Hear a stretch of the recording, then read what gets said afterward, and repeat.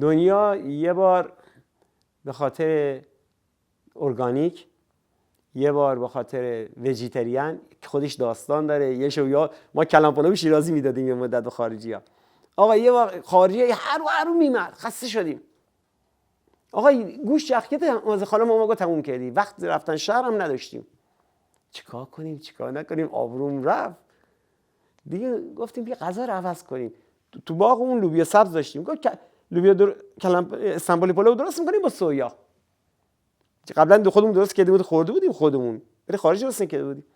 آقا درست کردیم، گفتیم حالا شب شاید یه ذره ناراحت بشن. و من یاد گرفتم رجز میخوندم رو غذا، پرزنت میکردم، داد میزنم مثل یه دستفروش داد میزنم و خودم رو برند میکنم تو کارم. وقتی اومدم بگم گوشت توش نیست سویا، یواش گفتم سویا. آقا ملت بلند شدن دست دادن. خیال کردم خدا چرا دست دادن. آقا گفتیم فرزا رو مهمون داشتیم، باز وقت نداشتیم، اینا دیشو دست دادن فرزا رو همین سویا میدیم. هر غذایی هم 15 تا به نفعمون بود. حساب کردیم 4 تا مرغ میتونیم به 15 تا اضافه کنیم اون زمان. فردا هم دادیم دست دادن، شبش هم دادیم. یه گروه داشتیم شام دست دادن. 2 روز بعدش هم گفتیم دیگه نمیریم بخریم، بس بدیم. بعد یه با یه لیدر گفتیم آقا میشه بگی گوشت توش اینا دست میزنن یعنی چی؟ گفت اینا بهش میگن ویجیتریان. به خدا یه 10 روزی نمیتونستم بگم ویجیتریان. بعد دیگه یاد گرفتیم ماجیکال ویجیتریان سوپ، ماجیکال ویجیتریان کوکینگ.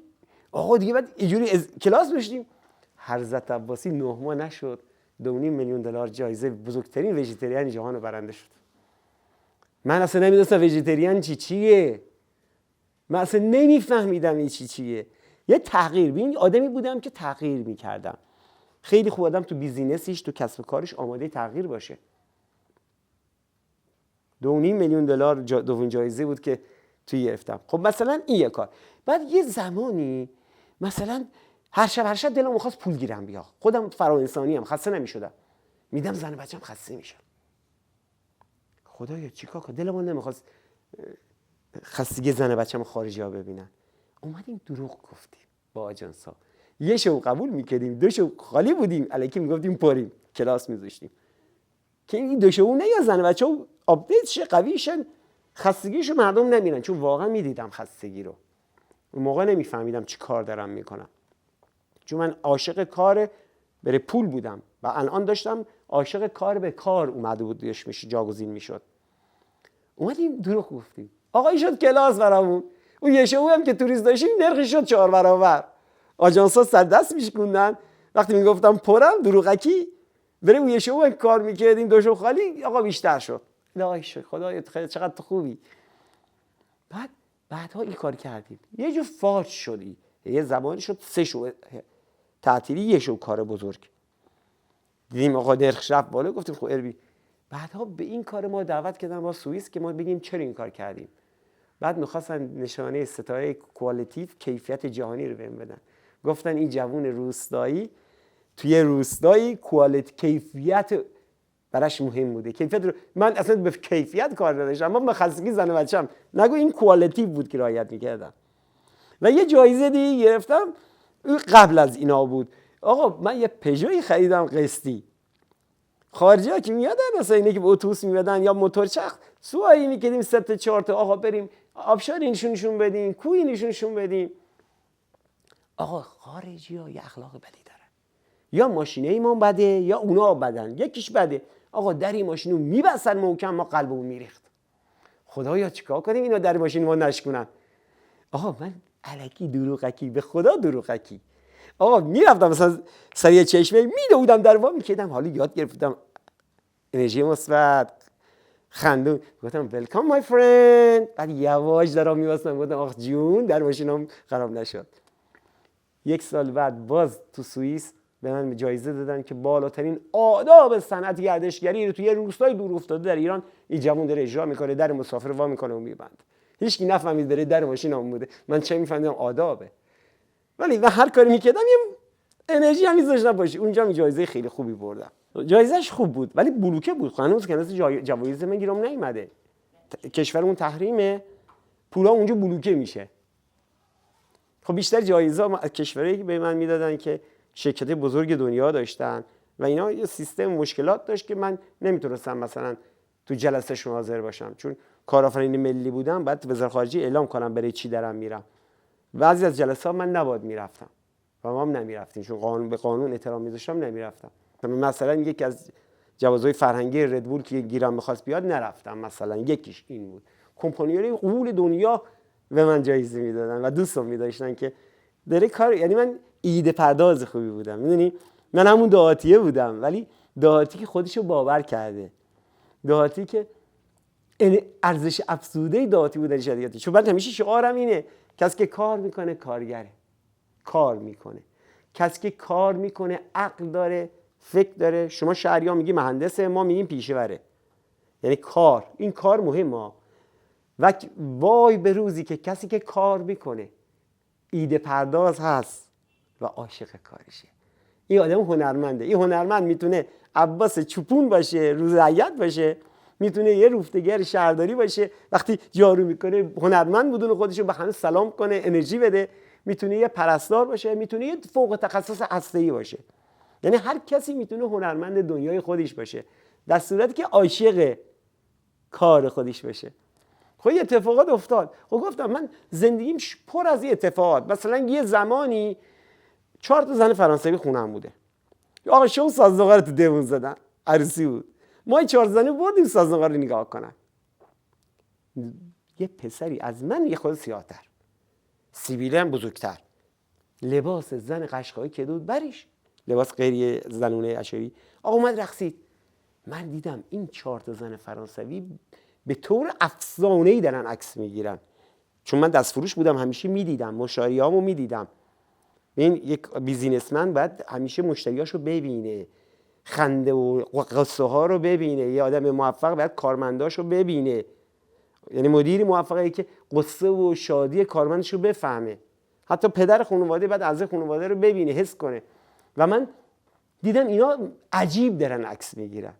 خدایا پسرو که زشته. و یه چیزی بگم، من یواشکی خارج رفته بودم، رقص خارجیام دیده بودم، گفتم خونه قشنگ‌تر میرقصن. رقصم این نکنه لباسه باشه. لباس. من فردا گروه گیرم اومد بردمشون تو کوه اشعار نشونشون، اشعار واقعی. دیگه نمیشدم اونجا بکنیشون. خدایا چه فرصتیه اشعار. یعنی دیگه از این به بعد یک تور اشعار میذاشتم، یه درآمد خوبتری هم میستدم. باور میکنی 1 سال بعد اشعار به عنوان جاذبه، یکی از بهترین جاذبه‌های ایران تو کتاب لونی پلنن ایران ثبت شد و من شدم نمایندش. یعنی هیچ کاری که برند شدم و مارکتینگ شدم از قبل برنامه‌ریزی نکردم. من خیلی از جوونا همیشه میگم تو دانشگاه میرم به عنوان استاد انگلیسی، میگم هر کاری رو شروع کنید تا عالی شید. هیچ کی نباید عالی شروع کنه. عالی شروع کردن یعنی مرگ. یعنی هر کاری آدم باید شروع کنه تا عالی بشه. من اصلا نمیدونستم یه روزی اشعاری به فرصت بزرگ گردشگری تبدیل میشه. من در حال حاضر کتابشون دارم، خاصی بعد بهتون میدم.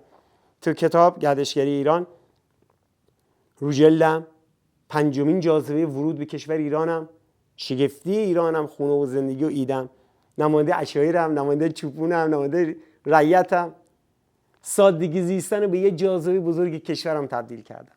خودمو، دنیای خودمو. فقط به این که باورم شده که من قهرمانم. فهمیدم هیچ قهرمانی وجود نداره. تا آینه نگاه کردم. من دیگه به پول فکر نمی‌کردم، به ثروت فکر می‌کردم، ولی به پولداری نه. من دیگه حال می‌کردم، حال دلم خوب بود و سعی می‌کردم حال دل خیلی‌ها رو خوب کنم. و تو خیلی از برنامه‌ها که رفتم یکی که بگم هر کسی تو روستا فقط می‌خواد داشتهشو باور کنه، خودشو باور کنه. یعنی حال دلش خوب باشه از زندگی روستایی و این ارزش افزوده‌اش یکیش جذب گردشگره. یکی از ارزش افزوده واقعا زندگی خوبیه، روستایی، تولید و یه شغل پاکه و هیچ وقتم برشکستگی کامل نداره روستایی زندگی کردن.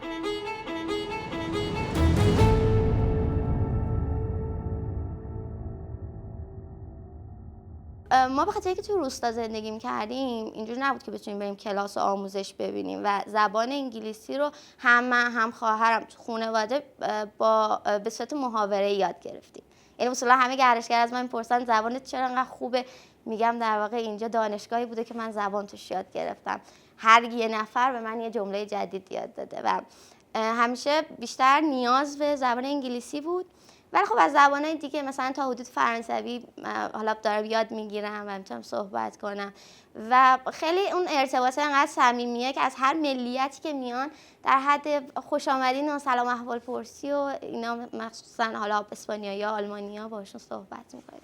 من درسته توی روستا هستم و سواد دانشگاهی ندارم، بعد دیدم کشورم خیلی از چین خیلی دوست داره سیستم کشور با چین کار کنه و روسیه، و توی زمان کرونا سعی کردم با بچه‌ها بگم اگه میشه زبان چینی، کره‌ای، روسی رو هم یاد بگیرید که بتونیم قوی تر باشیم بعد از کرونا. 三四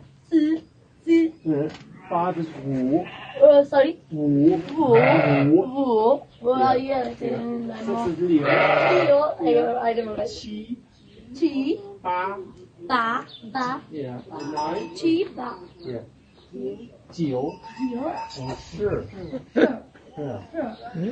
，and Chinese，大，OK，一二三四五六七八，خب من همش تو روزنامه میخوندم توی برابر که چین داره اقتصادش به ایران داره قوی میکنه، روسیه داره به ایران شرکای تجاری کشورمونن. گفتم چرا آدم منی که تو کار گردشگری ام بیام فقط با بچه‌ام، نیاز ما رو مجبور کرد که من خودم انگلیسی یاد بگیرم، بچه‌ام زبونای دیگه هم یاد بگیرن علاوه بر انگلیسی، مثلا فرانسه بتونن یه کمی حرف بزنن، آلمانی. بعد یه لحظه فکر کردم که شاید فقط انگلیسی و فرانسه و آلمانی به درد کار ما نخوره، چون شریکای اقتصادی کشور ما میدیدیم چینی میاد که اصلا انگلیسی بلد نیست و ما اگه بخوام عقب نیفتیم از این دوره اقتصاد، مثلا الان برایمون پیش اومده بهتره که بچه‌هام روسی یا چینی رو بلد باشن یا کره‌ای. آزادانه تونستم بگم نه من دوست ندارم یاد بگیرم، مثلا من روسی دوست دارم اول اولویتم فرانسوی باشه، اسپانیایی باشه، آلمانی باشه، بعد روسی یاد میگیرم. خیلی اون آزادی وجود داره، یعنی اینجوری نیست که فشاری رو من باشه که مجبور شم یه زبان یاد بگیرم یا یه حرکتی که دوست ندارم و انجام بدم. و دلیل علاقه‌ام و اینکه رویاهام من با رویاهای بابام اینه که شاید تنها آدمیم که تو زندگی بیشتر از هر کس دیگه‌ای با هم دیگه چالش داریم. من 5 تا بچه دارم که پسرم با ما نیست، ازدواج کرده رفته، اون دوتام کوچیکن، جدیداً وارد کار گردشگری شدن، مثلا داریم مردم میگردونن به عنوان لیدر، کوچولو تازه شروع کردن. ولی دو دختر اصلیم همه کارم از روز اول اینا بالای من بودن. ما با هم علاوه بر که پدرشونم رفیقم هستیم من. یعنی تنها کسی هم که هر ایده‌ای که بابا داره شاید اول نفر که ممکنه مخالفت کنه منم، اول نفر که ممکنه با هم درگیری داشته باشیم منم، لجبازی کنه منم، ولی صمیمی‌ترین رفیق هم هست. مثل یه دوست. هیچ وقت رویاهامو بهشون نگفتم، سعی کردم اونا هم یه جوری رفتار کنم که عاشق رویای من باشه. فکر میکنم رویای من رویای اونا هم هست. میگم کار ما یه خورده سخته، آخه مردم خیلی خوبیش میبینن، مثلا برنامه‌های تلویزیونی که پخش میشه همه میگن خوش باحالیش، زندگیش خوبه، ملک داره، فلان داره، هیچ کی نمیده. ما یه کار تلاش سنگینی داریم. یعنی من خودم بعضی وقتا مردم میرن یه فیلم میبینن، مثلا میگن عجب فیلمی بود، مثلا این فیلم فیت این فیلم بود، فروش رفت، نامزد شد، جایزه گرفت. ولی من به عنوان یه روستایی میگم فیلمی که خوب میشه کارگردانش خیلی سختی کشیده، تهیه کنندهش، عواملش این به خاطری بوده که اونا زیاد مایه گذاشتن که این فیلمی که ما میبینیم عالی باشه. همیشه پشت سر عالی بودن ها تلاش زیادی است. شاید پسرم زندگی روستایی، بیل زدن، همراه گوسفند رفتن کو، اون یه خورده جدید بود. ما نباید اجبار کنیم، چون من اگه اجبارش میکردم، نگرش میداشتم، هیچ وقت عاشق نمیشد. با همیشه میگفتم بس خودش عاشق بشه بیاد کمکم. عشقش موسیقی بود، عشقش شهر بود، عشقش روستا نبود. الان ما 13مین کتاب یادگارمون دارن می‌نویسن.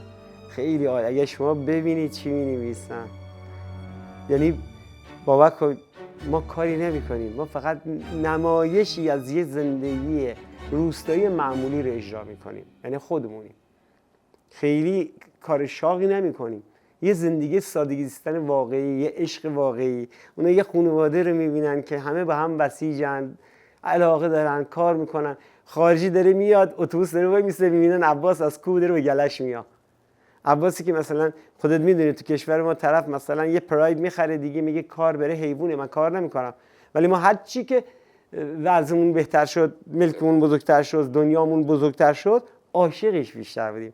من چوپونیمو خیلی دوست دارم، دنیامو دوست دارم و حال میکنم با زندگی سادگی زیستن و این حال میتونم انتقال بدم. سلام دوستان، خسته نباشید. من یکی از کارهایی که کردم حدود این 20 خورده سالی که تو صنعت گردشگری قرار گرفتم، سعی کردم از بیشتر مهمونام یادگاری برام بنویسن. یعنی یه روز زمانی تو ترکیه فهمیدم که یادگاری خیلی خوبه و الان یادگاری ها حدود 11 تا کتاب شده که بعد با این وجود که من خیلیشون هم نمیتونم بخونم، ولی وقتی اینا رو مرور میکنم خودش انرژی به من میده. چون خارجی ها اخلاقی که دارن هیچ وقت تعریف الکی نمیکنن، همیشه واقعیت ها رو میگن. یعنی همیشه واقعیت ها رو میگن و اقرار داخلشون نیست. و داخل این نوشته ها اینجوری که خیلی از خارجی دیگه بعدها اومدن اینو خوندن ورم، همشون عالی بوده. یعنی نشون میده که محبت کردن، خوبی کردن به اونا و نشون دادن یه زندگی سادگی زیستن واقعا برای اونا جادوییه و بیشترن به عنوان ماجیکال ترین تور دنیا انتخاب کردن یا نوشتن.